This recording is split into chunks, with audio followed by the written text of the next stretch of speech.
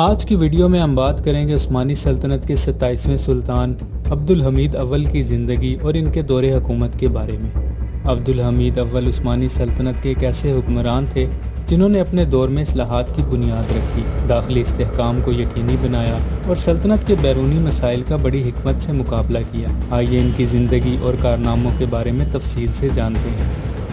عبدالحمید 20 مارچ 1725 کو عثمانی سلطنت کے شہر ادریانوپول میں پیدا ہوئے۔ ان کے والد سلطان احمد ثالث اور والدہ دور افشین تھیں۔ ان کی تعلیم و تربیت عثمانی دربار کے روایتی نظام کے مطابق ہوئی۔ عبدالحمید نے ابتدائی زندگی میں مختلف فوجی اور انتظامی خدمات میں حصہ لیا۔ ان کی شخصیت میں علم، حکمت اور تیز ذہانت کی جھلکیاں بچپن سے ہی نظر آنے لگی۔ سلطان احمد ثالث کے وفات کے بعد 1774 میں عبدالحمید اول کو تخت نشین کیا گیا۔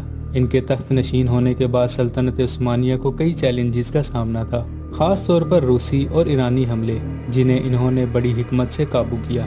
عبدالحمید اول کی حکومت میں سب سے اہم کام سلطنت کی داخلی اصلاحات اور فوجی قوت میں اضافہ تھا۔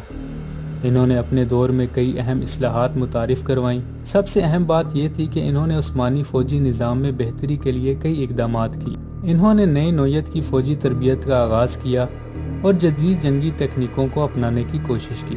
اس کے علاوہ عبدالحمید اول نے سلطنت میں کئی معاشی اصلاحات بھی کی۔ انہوں نے اس بات کو یقینی بنایا کہ عوامی خزانہ مضبوط ہو اور اقتصادی ترقی ہو۔ ان کے دور میں عثمانی سلطنت میں مختلف ترقیاتی منصوبے شروع ہوئے، جس میں سڑکوں کی تعمیر، تجارت کے لیے نئے راستے کھولنا اور زرعی زمینوں کی آباد کاری شامل تھی۔ عبدالحمید اول کے دور حکومت میں سلطنت عثمانیہ کو بہت سی بیرونی چیلنجز کا سامنا تھا۔ ان کے سب سے بڑا چیلنج روسی سلطنت کی بڑھتی ہوئی طاقت تھی۔ روسی فوجیوں نے کئی مرتبہ عثمانی سرحدوں کی طرف پیش قدمی کی اور عبدالحمید اول نے اس چیلنج کا مقابلہ کرنے کے لیے اپنی فوج کو مستحکم کیا۔ اس کے علاوہ ایران کے ساتھ بھی سرحدی مسائل تھے۔ ایران کی سلطنت نے کئی مرتبہ عثمانی سرحدوں کے خلاف ورزی کی۔ عبدالحمید اول نے نہ صرف ایرانی حکام کے ساتھ مذاکرات کیے بلکہ فوجی مداخلت بھی کی تاکہ سلطنت عثمانیہ کی سرحدوں کا تحفظ کیا جا سکے۔ انہوں نے یورپ کی طاقتوں کے ساتھ تعلقات کو بہتر بنانے کی کوشش کی۔ سلطان عبدالحمید اول ایک دوراندیش، محنتی اور ذہین حکمران تھے۔ ان کی شخصیت میں ایک خاص کشش تھی جو لوگوں کو ان کی طرف متوجہ کرتی تھی۔